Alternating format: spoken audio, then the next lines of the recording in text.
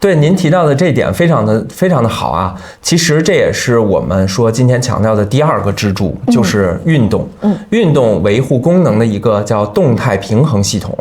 那麼對於咱們的身體，比如說已經發生了蛻變，然後需要呵護階段的這些朋友們呢，那麼運動的核心觀念必須是什麼？是功能維護和這個適應性的強化，而不是說我們要去這個極限挑戰，或者說我們要去競技，要去突破自我。但其實並不是這樣的，我們的目標就是要維持改善我們的關節活動度，增強我們原有的肌肉力量和耐力，提升我們的核心，提升我們平衡協調能力，優化我們的心肺功能和血液循環的一個效率。那孙医生您帮我們具體的展開的講一講啊，比如說我們的這個有一些朋友他膝蓋不好哈，尤其是現在我們很多朋友有這個長跑的習慣，一運動他就覺得疼，那這怎麼辦？對，這是一個其實非常典型的一個問題啊。那咱們就以膝關節退變，就是影像報告上啊，咱們提到的膝關節退变、骨質增生，或者说叫軟骨磨損、關節間隙變窄，咱們就以這個為例子啊，就此展開一點。那麼這個時候啊，需要的是運動。不是讓已經存在磨損的咱們的這個關節面啊，繼續承受這種高強度的衝擊和我們的這個摩擦。比如說我們說跑步，那跑步肯定是摩擦會加大。對。那麼我們的深蹲，那麼就會有這種關節面關節面的這個衝擊。那麼其實我們要的是什麼呢？要的是精準、溫和、強化膝關節周圍我們的一些相關肌群，這個也是我們動力性的一個穩定裝置。我能理解啊，就是要通過鍛鍊肌肉來保護和輔助我們的這個關節。对啊，那您幫我們具體解釋一下，這個肌肉強健了是怎麼能夠像這個減震器一樣來去發生保護作用的？其實就剛才咱們說這個膝關節哈，在膝關節的上下，也就是說我們大腿的前側就有一個肌肉叫做股四头肌，那麼在大腿的後側叫做膕繩肌，包括我們臀部的這些肌群，它其實就像是包繞在我們膝關節的這個精密軸承兩側的這麼一個活性的繃帶，或者說也可以叫動態的減震器。其實在我們運動的過程中啊，它就可以有效的分擔關節軟骨的這個壓力，維持關節在活動中的這個穩定性，不至於錯位啊、脫位啊等等等等啊，從而就可以緩解這個疼痛，改善我們的這個運動功能。那這個減震器的比喻其實很形象。對於普通人來說呢，有沒有一些具體的而且是安全的、易於操作的動作，我們可以在家裡面就可以開始這種養護型的鍛鍊？這塊我向大家推薦幾個非常安全的一個力量訓練，這也是就是骨科大夫一直在就是想在這個家庭醫療中不斷推進的這麼一個啊，就是各位朋友其實在家裡坐着就可以完成，就比如說我們現在是坐姿的一個狀態下，我們可以把腿抬高，坐在椅子上，背挺直，緩慢的将腿完全的伸直，脚尖呢，用力的這種回勾，我們要感受到大腿前側肌群的這麼一個收緊，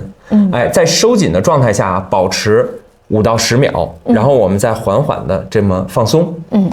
這個動作其實並不會產生這個關節腔內的一個壓力，但是很好的能夠鍛鍊我們的相關肌群。那麼第二個動作也是咱們從這個網上啊，或者說從這個視頻上經常看到的一個動作，叫做靠牆深蹲。靠墙深蹲就是什麼？就是我們要背靠着牆壁，然后双腳呢與肩同寬，腳尖向前，腳尖不要有偏斜啊。然後向前邁一小步，身體沿着這個牆緩緩的這個下蹲。蹲到什麼程度，大家要這個量力而行啊。如果說能夠達到的話，最好是大腿與地面平行，或者說感覺到有一些這個肌肉的這個張力，其實就很好了。那麼注意我們的膝蓋千萬不要蹲過腳尖，也就是說身體呢不要前傾。這個動作保持30秒或者說1分鐘，它就很好的能夠強化我們的下肢，包括我們整體的這個核心的這个力量。然後第3個動作向大家推薦的呢是臀橋。這個臀橋這個動作啊，就是我們晚上可以在這個臨睡前，其實就可以很簡單的做啊。我們仰臥在床上，然后呢，雙膝彎曲，比如說我們這個是雙膝哈彎曲，那麼雙腳平放在我們的床板上，那麼使我們的臀部發力，将我們的髋關節向上推起。這會兒呢，我們的肩、髋、膝形成一條直線，收緊我們的兩側的臀部。這個動作啊，保持5到10秒之後，我們再緩緩的下放，這樣就可以強化我們的臀肌和我們的核心，而且這個動作還可以減輕我們腰椎和膝蓋的壓力。這個動作還是非常不錯的。推薦了3個动作啊，大家都可以在这个日常生活当中去练起来了。那对于常见的颈椎和腰椎的問題，比如說椎間盤突出，我們的運動思維上啊，到底要不要進行一些調整呢？對於這個脊柱相關的不適啊，這個邏輯就比較嚴謹了。那麼它的邏輯在於什麼？在於增強我們的穩定性，緩解我們不當的這個應力。應力指的是什麼？就是我們在運動中它觸發它的一個反應性的一個力量。那麼我們的目標也是恢復神經肌肉的一個控制。比如說啊，我們說我們要強化穩定肌群，那麼對於脊柱來講啊，脊柱是我們人體的，我可以把它比喻成叫內置的一個骨骼支架。那麼我們推薦叫有一個動作啊，也是從這個瑜伽姿勢引過來的啊，叫鳥狗式。